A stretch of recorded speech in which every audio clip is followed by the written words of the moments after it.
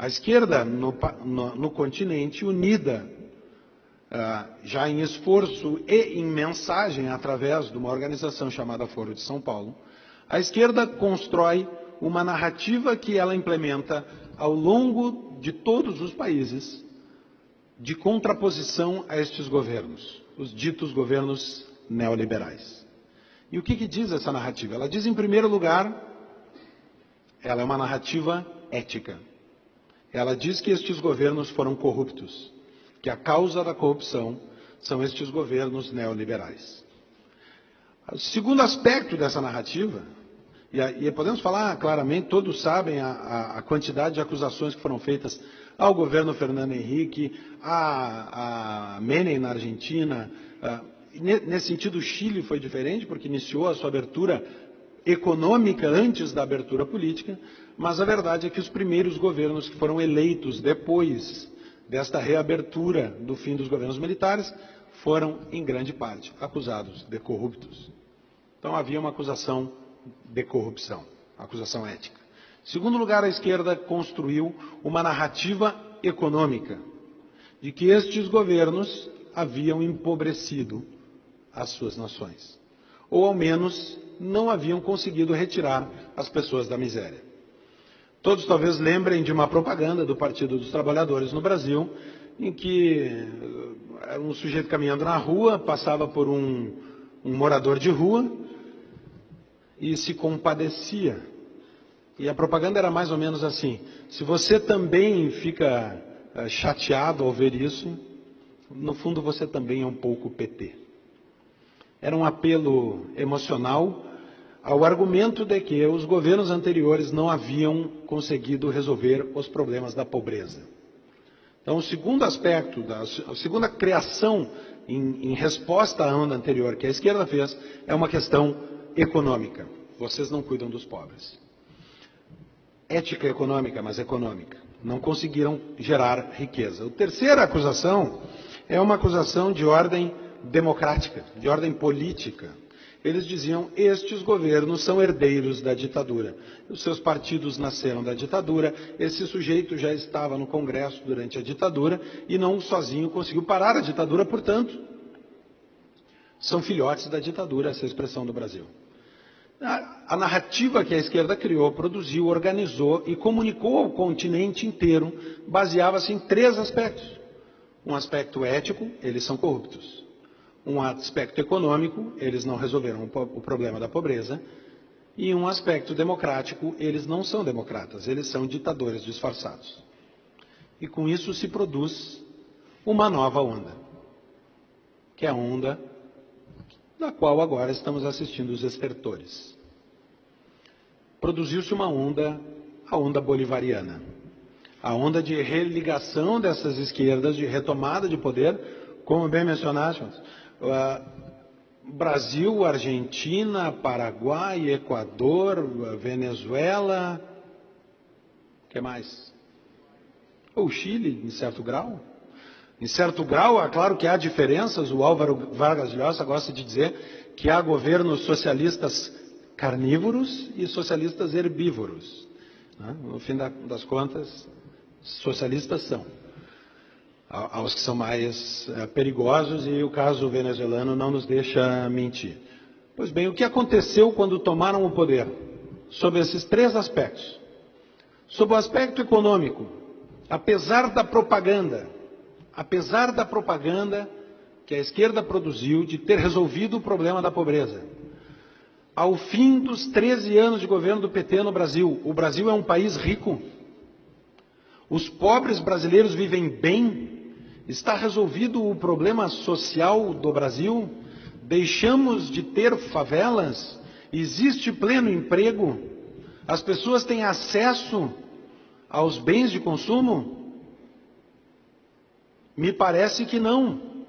A esquerda produziu um discurso, enquanto era oposição, reforçou esse discurso dizendo que tinha atingido sucesso nesse aspecto, mas a verdade é que o país que nós herdamos do PT não é um país de classe média, ele segue sendo um país pobre, e o PT mentiu.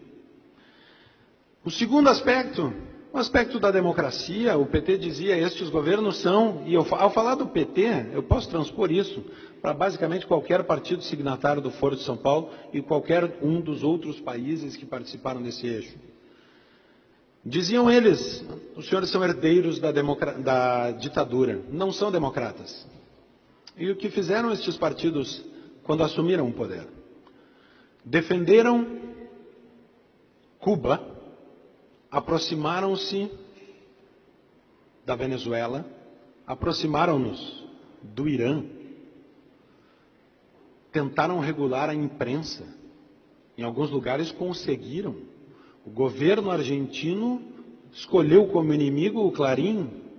O da Venezuela começou com a RCTV, mas só começou. Há problemas de liberdade de imprensa em todos estes países. E aqui só não passou uma lei de controle social da mídia, que nós sabemos que não é controle social, é controle político exercido por membros de um partido. Só não passou porque o Congresso não permitiu, porque a intenção do governante, dos dois governantes lulopetistas, era tê-lo feito. O terceiro aspecto, o aspecto da corrupção, o que dizer? O que dizer? Estes governos que assumiram o poder dizendo que iam resolver o problema da pobreza, instaurar uma verdadeira democracia e acabar com a crise ética da corrupção, produziram a maior máquina de corrupção que o mundo já viu. O braço brasileiro das indústrias da construção, das empresas construtoras, Odebrecht, Camargo Correia, Andrade Gutierrez, OAS, Toyo Setal, foram o braço financeiro de integração que se pôs a serviço dessa mente bolivariana. A corrupção foi a marca não só no Brasil, mas ela é a marca que a esquerda produziu em seus governos. O Brasil doou a esses países amigos, através do BNDES, boa parte da riqueza dos brasileiros, o dinheiro dos impostos dos pobres que o PT disse que sempre defenderia.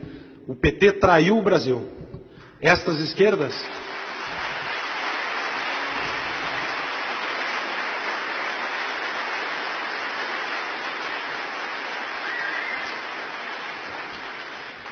esquerdas unidas produziram os governos que mais espalharam pobreza no continente. E espalhar pobreza não é não conseguir criar riqueza. Espalhar pobreza é fazer um país rico tornar-se pobre, e isso a Argentina e a Venezuela podem ensinar como fazer. Devem nos ensinar o que não fazer. Esta mentira criada para enfrentar a onda anterior chegou ao fim. Depois desta experiência bolivariana nos governos, nós percebemos que eles não produziram ética, crescimento econômico e verdadeira democracia. Produziram o contrário disso. E esta onda está acabando. Nada mais simbólico para o fim desta onda do que o presidente Lula preso.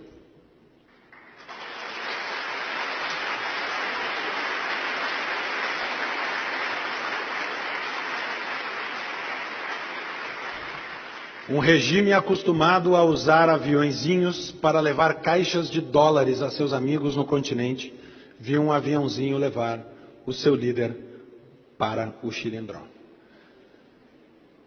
Inclusive com áudios muito interessantes gravados da torre de controle, que eu tenho certeza que a internet já nos permitiu conhecer. Chegará então uma nova onda.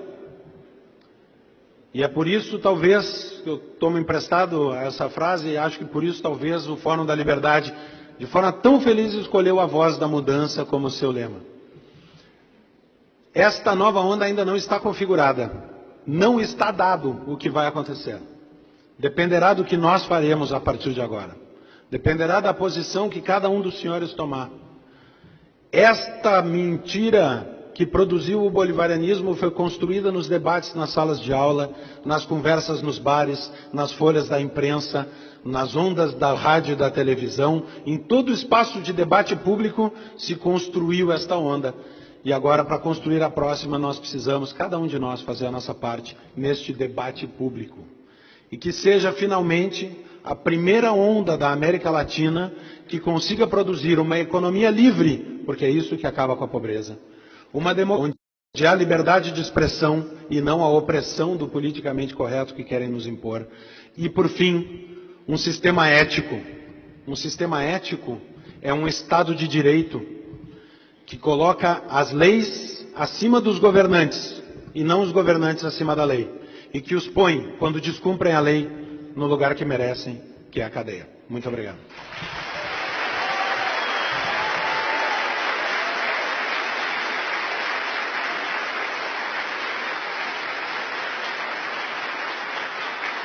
Ricardo.